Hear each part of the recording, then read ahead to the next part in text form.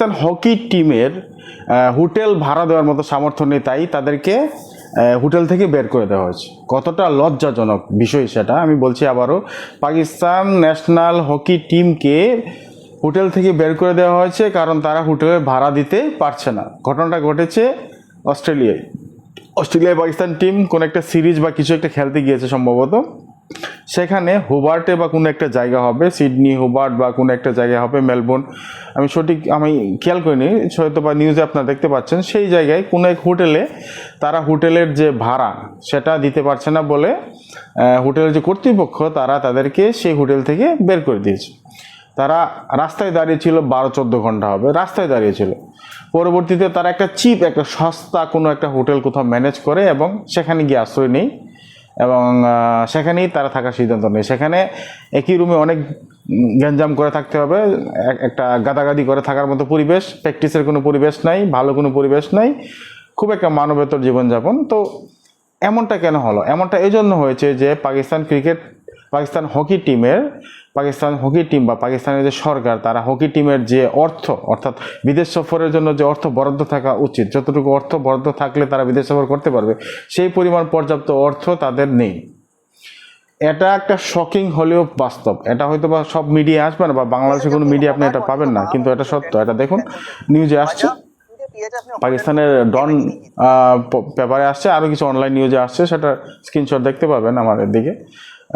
তো ঘটনা হচ্ছে এটাই, হোটেলের বিল যারা দিতে পারে না, সেই একটা দল আবার বিট্রে করছে বা বলছে বা গর্ব করছে যে আমরা ভারতে গিয়ে না খেললে অথবা ভারতের সাথে না খেললে অথবা আইসিসির আন্ডারে না খেললে অথবা বিশ্বকাপ না খেললে আমাদের কিছুই হবে না।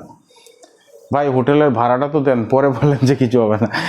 তো এখন এক কথার পিছনে কথা আটকে যায়। আমি কথাটা এই জন্য বললাম যে পাকিস্তান যে স্পোর্টস মিনিস্টার বলেন বা তাদের প্রধানমন্ত্রী বলেন, তাদের বিরুদ্ধে বা তাদের এগেনস্টে কথা বলার মতো রুচি আমার নেই, কিন্তু যে জিনিসটা নিয়ে কথাটা বলা হচ্ছে সেটা হচ্ছে পাকিস্তান বলছে যে ভারত তাদের দেশে আসে না, তাই তারা ভারতে খেলতে যাবে না। কিন্তু ভুল, তথ্যটা ভুল। আমি শুরু করছি একদম প্রথম থেকে। সম্ভবত 2012 সন হবে প্রথম পাকিস্তান অভিযোগ করে যে তারা ভারতে খেলতে যাবে না, তারা নিরাপত্তাহীনতায় ভুগছে।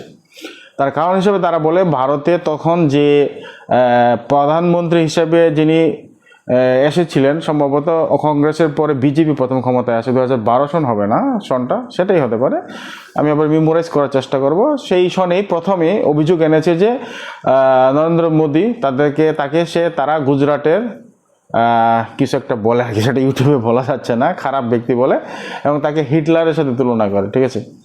তো এই কারণে তারা ভারতে খেলতে যাবে না, ঠিক আছে? এই হচ্ছে পাকিস্তানের ফার্স্ট এলিগেশন।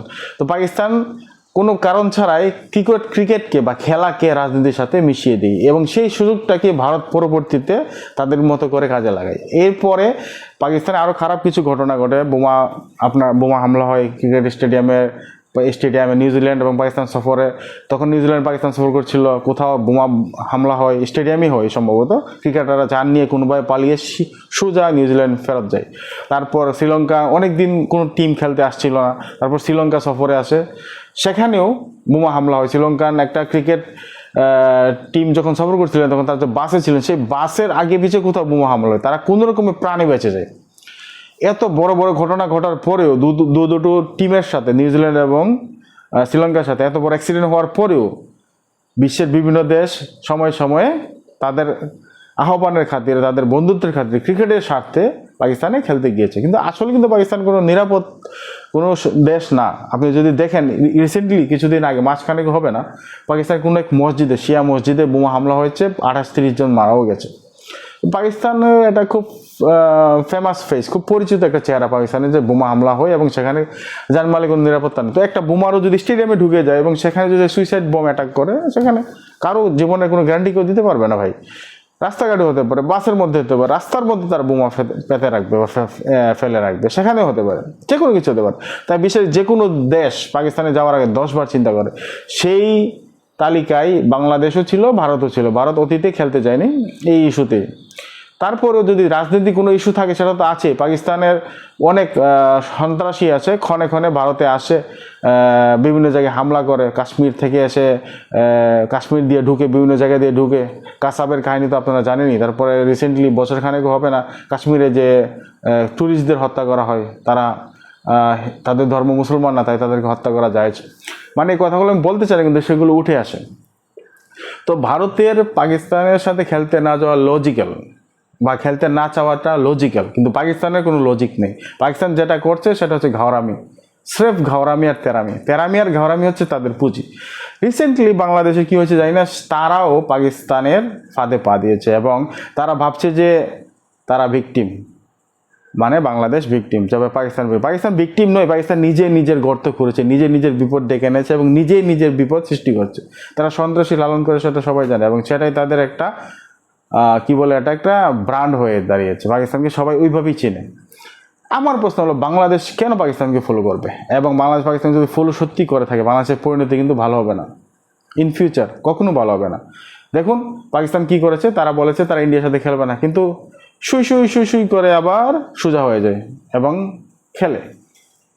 তারা না খেললে আইসিসি তাদেরকে আস্তে আস্তে বাদ দিয়ে দিবে, তাদের রেভিনিউ কমিয়ে দিবে, তাদের যে আর্থিক যে একটা দিক আছে সেটাকে স্লো করে দিবে, স্পন্সর কমে যাবে, এমনিতে কেউ খেলতে যায় না। তারপর যখন ভবিষ্যতে স্পন্সর আরও কমে যাবে, তখন আরও কেউ খেলতে চাইবে না। আর এমনকি লোকাল যে ফ্রাঞ্চাইজি টিমগুলো আছে পাকিস্তানে, পিএসএল আর কি জানে, ওইটার মধ্যে বিদেশি প্লেয়ার গিয়ে পাকিস্তানে খেলতে পারবে না, কারণ একবার আইসিসি ব্যান মারলে সেটা বিশ্ব থেকে বা দুনিয়া থেকে পাকিস্তান বিচ্ছিন্ন হয়ে যাবে। সেম স্টোরি বাংলাদেশের সাথে হতে পারে যদি আপনি আইসিসি শর্ত না মানেন, ঠিক আছে? আর আইসিসি মানে কি বুঝেন তো? তো সেটাই। ভালো লাগলে শেয়ার করে দিবেন, এবং এই ধরনের তথ্য যদি আপনার আরও জানার দরকার লাগে কমেন্টসে জানাবেন। ধন্যবাদ সবাইকে।